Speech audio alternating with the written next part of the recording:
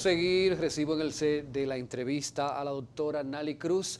Ella es oncóloga y directora del Instituto Oncológico Regional del Cibao. Doctora, buenas tardes. ¿Cómo se siente? Muy bien. Feliz de estar aquí con ustedes. Muchas gracias, el honor es nuestro. Doctora, vamos a hablar de prevención. El oncólogo en prevención, la función del oncólogo y tratemos el tema, la prevención. Bueno, es interesante porque las personas piensan que el oncólogo solamente tiene un papel de tratamiento, que solamente nos dedicamos a tratar el paciente oncológico. Sin embargo, nosotros los oncólogos también tenemos como responsabilidad social hacer detección temprana o prevención en las tumoraciones que son prevenibles. De hecho, debo decirte que solo hay dos tumoraciones que son prevenibles, dos cánceres que son prevenibles, que son el cáncer de cuello uterino y el cáncer colorectal. Todo lo demás, todos los cánceres son detectables tempranamente, y la diferencia realmente en los resultados finales o en el desenlace va a estar en el momento en que nosotros hacemos el diagnóstico, o lo que se conoce en oncología como el estadio de la enfermedad al momento que se diagnostica. Hablamos, doctora, entonces de los factores de riesgo más comunes. Sí, bueno, el 70% de los cánceres tiene algún factor de riesgo. Okay. A diferencia de lo que la gente piensa, fíjate que las neoplasias malignas, el cáncer, se hereda solo en el 3% de los casos. El 97% es esporádico. Y lo digo porque la mayoría de personas dice, pero en mi casa no hay nadie que haya tenido esa enfermedad, en mi casa no hay nadie que haya tenido cáncer, ¿por qué entonces me tocó a mí? Bueno, el asunto es que el 97% son esporádicos y el 70% está relacionado con algún factor de riesgo. Y el factor de riesgo más importante para el desarrollo del cáncer, y ya está establecido hace muchísimos años y demostrado, es el hábito tabáquico, el fumar. Pero de manera general, el factor de riesgo más importante para desarrollar cáncer es la edad, el envejecimiento. Las curvas de incidencia del cáncer se incrementan a partir de los 50 años. Entonces, a partir de ahí, el paciente tiene que tener controles estrictos para poder hacer detección temprana. Otro factor de riesgo importante para cáncer es el alcoholismo, tomar alcohol, y alcoholismo se refiere a la ingesta de alcohol de más de 2 copas por día o a una ingesta de alcohol semanal que lleva hasta la embriaguez. Y algo que a mí siempre me ha llamado la atención es que la mayoría de las personas toman para embriagarse, pero nunca dicen que se embriagan. O sea, uno le pregunta al paciente cuando llega a la consulta, ¿usted toma alcohol? Sí. ¿Toma hasta embriagarse? No. ¿Con qué frecuencia lo hace? Semanal. Entonces uno se pregunta, si las personas toman para embriagarse, ¿por qué siempre niegan que se embriagan? Es algo que a mí me llama la atención, pero bueno. Otro factor de riesgo para cáncer es la obesidad. La obesidad, tanto en el hombre como en la mujer, son factores de riesgo para diferentes tipos de cánceres. Por ejemplo, cáncer de mama, cáncer de colon, cáncer de páncreas, cáncer de hígado, próstata en el hombre, endometrio en la mujer. Los tumores que se relacionan con el hábito tabáquico son más de 100.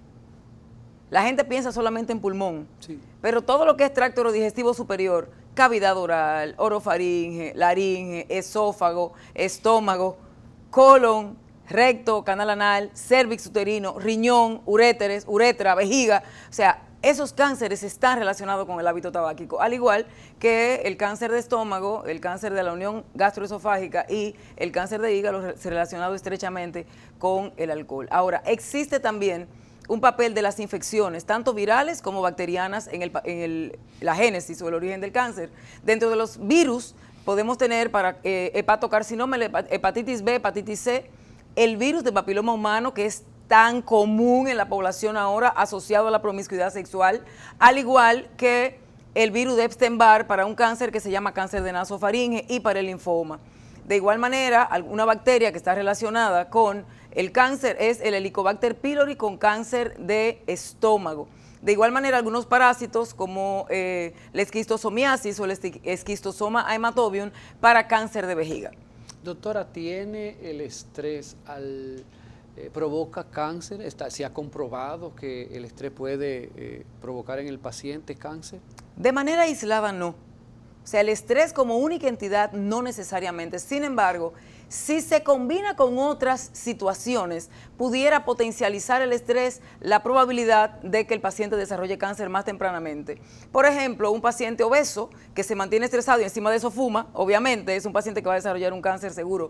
De igual manera, una paciente con una obesidad muy marcada o con terapia sustitutiva hormonal y sometida a estrés psicológico crónico, eso es un factor también que le va a predisponer a cáncer. Pero de manera aislada, el estrés por sí solo no es un factor de riesgo para cáncer. ¿Puede entonces, doctora, un paciente puede sobrevivir al cáncer? O sea, porque la gente dice, el cáncer mata, el que le das cáncer es como una sentencia de muerte, pero ¿se puede sobrevivir? Bueno, realmente el cáncer no es igual a muerte. El diagnóstico de cáncer no es una sentencia de muerte. De hecho, el cáncer es curable. Yo decía en principio que los resultados van a depender del momento en que se diagnostica la enfermedad, o sea, el estadio en que la enfermedad se pone de manifiesto.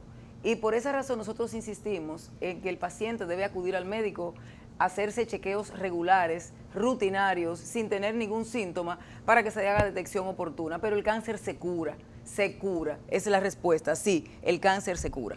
Veo, doctora, que Vladimir Putin ha anunciado que ya tienen la vacuna. Hay una vacuna que antes o al finalizar este año, esta vacuna que cura el cáncer estará ya, se podrá usar. Quiero oír la opinión suya con relación a esto. Mira, yo tengo mis reservas con relación a las vacunas y el cáncer, porque es que el cáncer no es una enfermedad, son muchas enfermedades y las células están mutando constantemente. De hecho, cuando tú creas un medicamento para una mutación, el cáncer se encarga de hacer una mutación adicional. Entonces, la vacuna para el cáncer todavía es experimental, es algo con lo que se está trabajando. Pero al ser una enfermedad multifactorial y al ser una enfermedad tan heterogénea, hablar de una vacuna que pueda curar el cáncer, yo todavía tengo escepticismo en relación a eso. Ok, ¿qué pruebas usted recomienda, doctora, preventiva, dependiendo edad y sexo? Bueno, en las mujeres, a partir del inicio de la vida sexual, el Papa Nicolau. A partir del inicio de la vida sexual, no importa la edad, 10 años, 15 años, 20, no importa, a partir del inicio de la vida sexual. La mamografía y la sonomamografía a toda mujer mayor a 40 años y si tiene factores de riesgo y más de 2 factores de riesgo o antecedentes familiares de primer grado con cáncer, de mama o de ovario, de endometrio o de páncreas o un padre con un cáncer de próstata, se debe iniciar a los 35 años.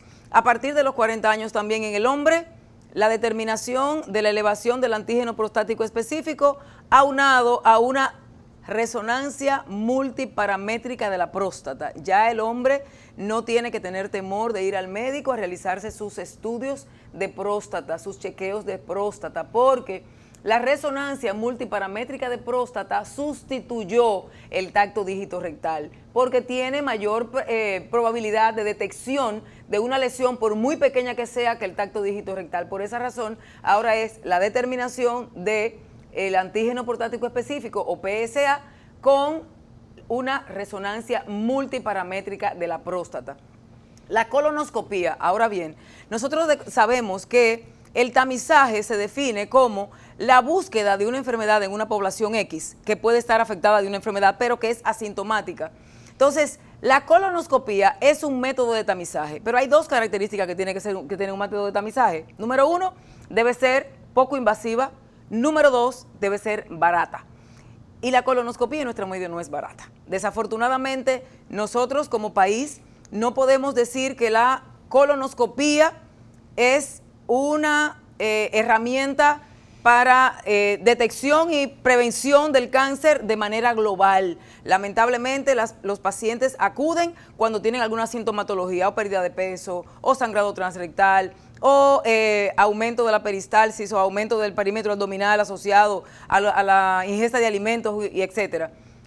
Los pacientes no van al médico estando bien, desafortunadamente. Nosotros como Instituto Oncológico tenemos un servicio de gastroenterología donde se puede realizar de manera rutinaria la colonoscopía, pero de manera global, de manera general, en nuestro medio, en los países tercermundistas como nosotros, la colonoscopía no es un método que se utiliza muy frecuentemente para detección y en este caso también prevención. De hecho, en cáncer de colon existen dos tipos de prevención. Existe la prevención primaria y la prevención secundaria. La prevención primaria consiste en el cambio de los hábitos propios del paciente, mejorar la alimentación, aumentar la ingesta de fibras, vegetales, frutas y verduras, reducir los alimentos ricos en grasa de origen animal saturada, hacer ejercicio, evitar el sedentarismo y mantener un buen peso. Esa es la prevención primaria. La prevención secundaria se caracteriza por la extirpación de las lesiones premalignas que pueden haber en el colon, como por ejemplo los adenomas y los pólipos. Doctora, pero si estas pruebas que usted ha mencionado, algunas no son baratas o tan baratas, la población no tiene acceso. ¿Cómo entonces se hace la población? Eso es lo que te decía. Por eso nosotros no podemos considerar la colonoscopía como un método de tamizaje de manera global para detección oportuna de cáncer y prevención de cáncer colorectal. Sin embargo, ahora la población, la mayor parte de la población tiene seguros de salud. Y los seguros de salud, la mayoría de ellos, pues te cubren algunos métodos de tamizaje y la colonoscopía es uno de ellos. Okay.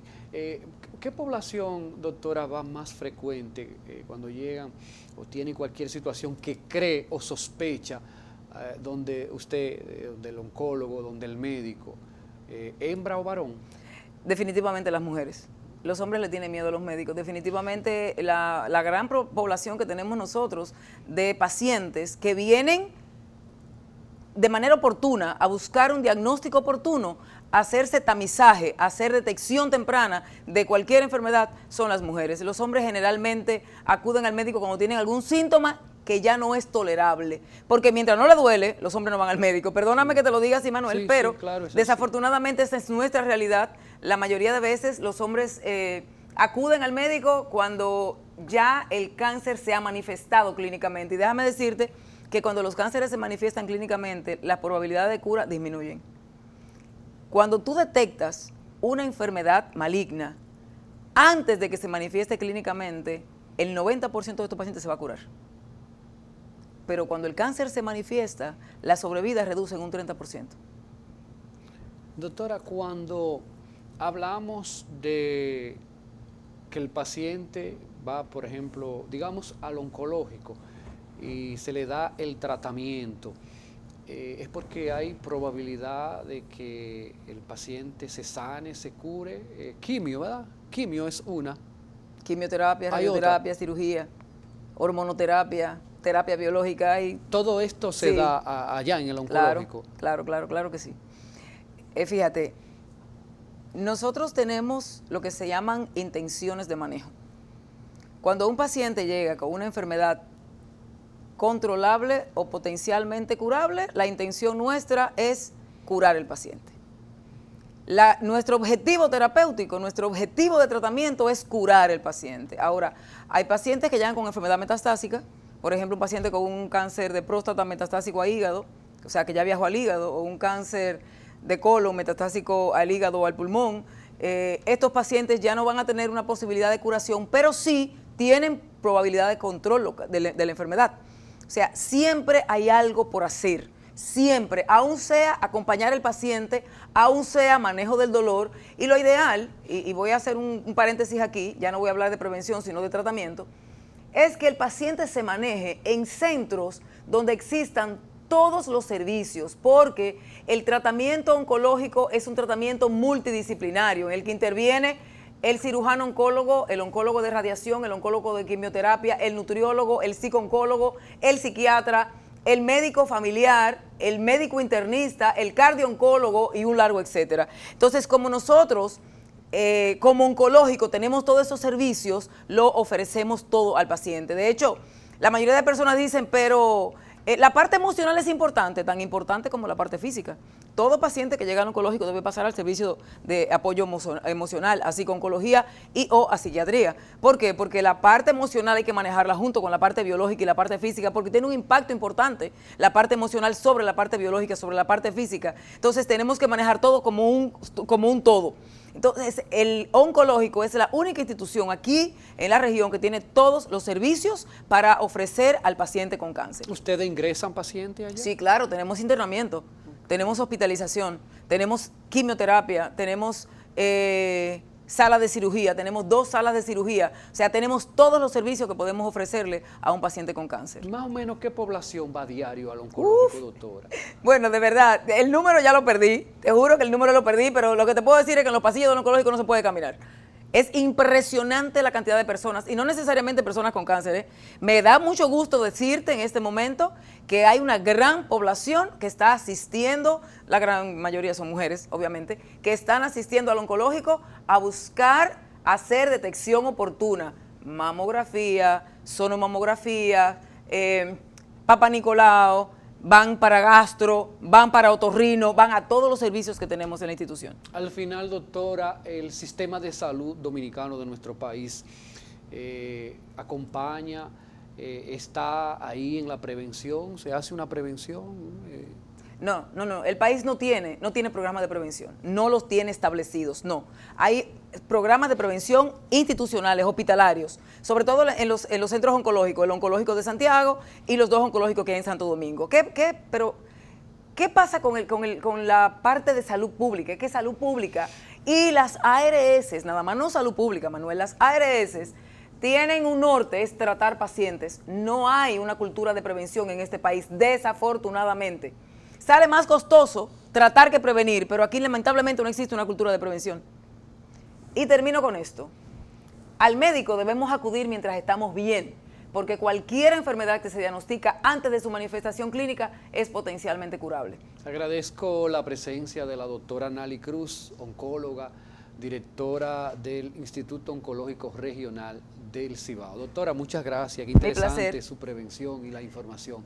Gracias a ustedes por acompañarnos en la entrega semanal de este sábado. Siga con la programación de Telemedios, si Dios permite y lo va a permitir. El próximo sábado nos reencontramos.